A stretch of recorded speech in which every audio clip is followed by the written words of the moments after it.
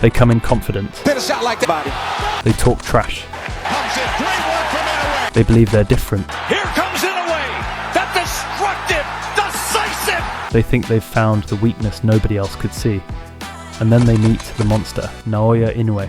31 wins, 0 losses, 27 knockouts.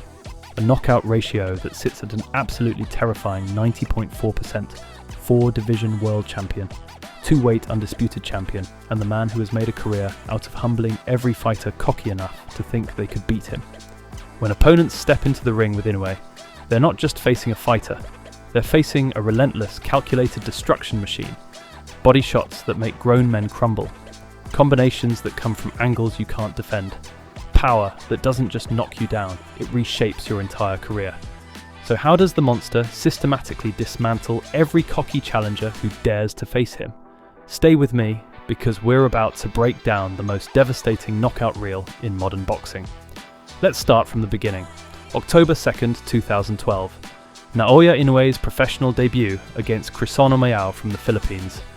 Most fighters take their time in early fights, feeling out opponents, building experience slowly.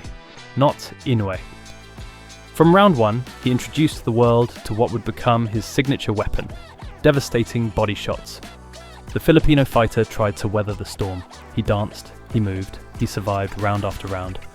But the monster was relentless, punishing him with shotgun-like body blows that made every breath painful. 4 rounds of systematic destruction. Then the finish came. Body shots so brutal that Naoya was writhing on the canvas in agony. That's how you make a debut. That's how you send a message to an entire division. 3 months later, Inoue faced his second opponent. This time, 1 punch. That's all it took. 1 perfectly placed shot that sent his opponent into another dimension. The man just smiled afterwards, accepting his fate. What else could he do? By his 3rd fight, the pattern was clear. Inoue wasn't building a career, he was building a highlight reel of human destruction. Japanese fighter Yuki Kono found out the hard way. Early knockdown, more punishment. And in the 10th and final round, the referee had seen enough and stopped the massacre. 3 fights, 3 finishes. The monster had arrived, and boxing would never be the same. But this was just the warm-up. Inoue was about to start collecting world titles, and every champion who thought they could stop him was about to learn a painful lesson. After securing the Japanese light flyweight title, Inoue set his sights on bigger prey. Gerson Mancio stood between him and the vacant Oriental and Pacific light flyweight belt. What followed was a boxing masterclass. Inoue didn't just beat Mancio, he schooled him, pounded his face like a punching bag, with powerful, precise punches. 2nd round knockdown. Mancio tried to continue, showing heart if nothing else, but in the 5th round, the monster went on a rampage and finished the job. Then came the real test. Fight number 6. WBC World Light Flyweight. Champion Adrian Hernandez. A real champion. Proven. Experienced. Dangerous. Inoue? Fearless. He unleashed lethal body blows on Hernandez from the opening bell, making the champion look like an amateur. In the 6th round, they engaged in an absolute war, trading bombs like deposits in a violence bank account. Then it happened.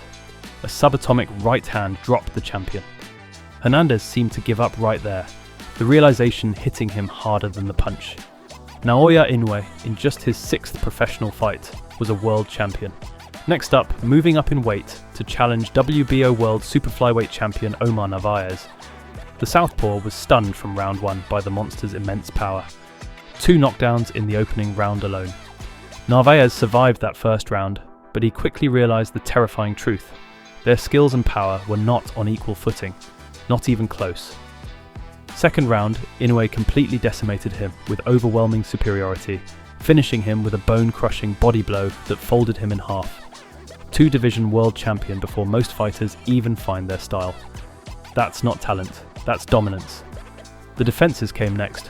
Juanito Parenas tried, got outclassed. Another opponent lasted until the 10th round before his body collapsed from the punishment. Kohei Kono, another Japanese fighter, got to experience the monster's combinations firsthand before being shocked with a Manny Pacquiao-style knockout in the 6th round. Every challenger came in confident. Every challenger left on a stretcher or in defeat. Ricardo Rodriguez was next.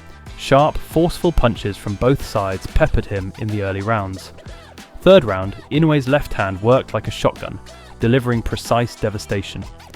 Rodriguez survived the initial onslaught, but the monster was just getting warmed up. Then came Antonio Nieves, marking Inoue's first fight in America. First defense of his world title on American soil. First round, a damaging 1-2 combo. Second round, Nieves was saved by the bell. But nobody gets saved forever from the monster. Fifth round, Inoue hunted him down. Body shot dropped Nieves to the canvas.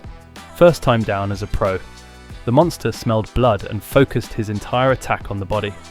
Vicious, relentless body blows. Round 6, the punishment continued. Nieves' trainer had seen enough and stopped the fight. TKO, dominant American debut. Yoan Boyo came next with 41 wins of experience. Didn't matter. Inoue made him feel the power of his left hand, saved by the bell in round 1. But the monster dominated the following rounds, repeatedly dropping him before delivering the finishing blows. The pattern was undeniable. Experience didn't matter. Home advantage didn't matter. Nothing mattered except the fact that when you faced Naoya Inoue, you were getting knocked out. Moving up to bantamweight, Inoue challenged WBA world champion Jamie McDonnell. This fight didn't make the monster break a sweat. He demolished McDonnell in the first round, showcasing superior skill and power. 3-division world champion. Enter the World Boxing Super Series. Muhammad Ali trophy on the line. Juan Carlos Payano was unfortunate enough to draw the monster in round 1. After the bell rang, 2 punches, that's all it took. A left-right combination stretched Payano face down on the canvas. He didn't know where he was. Fight over. Emmanuel Rodriguez came next. Inoue played it safe in round 1, waiting for the perfect opportunity. Then round 2 arrived, and the monster switched modes. Complete domination. Rodriguez went down 3 times before the fight was mercifully stopped. Jason Maloney challenged for the IBF and WBA bantamweight belts. Inoue destroyed him with devastating punches. Michael Dasmariñas, the Filipino veteran, got his ribs hammered with bone-crushing punches in round 3. Aeon Inoue lasted until round 8 before another knockout finish. Then came the rematch everyone wanted. Nonito Donaire, Hall of Famer, legend. Their first fight had been competitive, this time knockout. Paul Butler stood between Inoue and undisputed champion status in the bantamweight division. Butler survived until round 11, but the monster just dismantled him like a punching bag. Undisputed bantamweight champion of the world. But Inoue wasn't done. He moved up again to super bantamweight, challenging Stephen Fulton for the WBC and WBO belts. The American was outclassed by the Japanese monster, succumbing to the onslaught in round 8, 4-division world champion. 5 months later, Marlon Tapales held the IBF and WBA super bantamweight titles. Inoue finished him in round 10 with an explosive right hand. Undisputed super bantamweight champion, 2-weight undisputed champion, history made. And then 2024 happened. The year Inoue proved he's not just great, he's unstoppable. Luis Neri came in talking. Former 2-division champion, mandatory challenger. Confidence through the roof. First round of their May 6th, 2024 fight, Neri dropped Inoue, the first knockdown of the monster's entire professional career. Most fighters would panic. Inoue? He got angry. Second round, he dropped Neri. 5th round, dropped him again. 6th round, the final knockdown ended it. Inoue had been tested like never before and passed with flying colours. The WBC awarded him the honorary diamond belt for his performance. September 3rd, 2024. TJ Doheny challenged next. Body shot knockout in round 7. Classic monster finish. January 24th, 2025.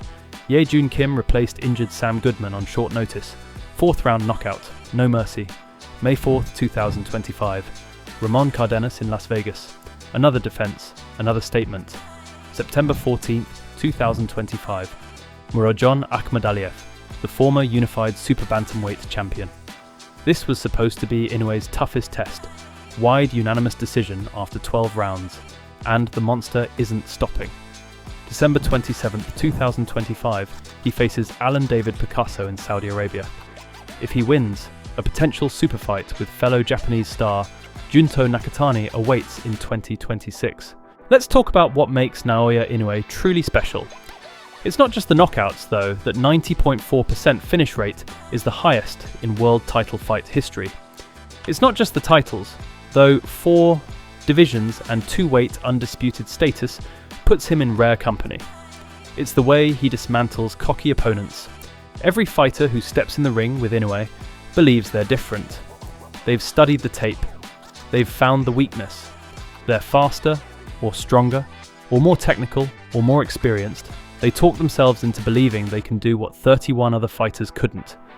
And then the bell rings, and the monster goes to work. Body shots that make you question your life choices. Combinations that come from impossible angles. Power that doesn't just hurt, it changes you.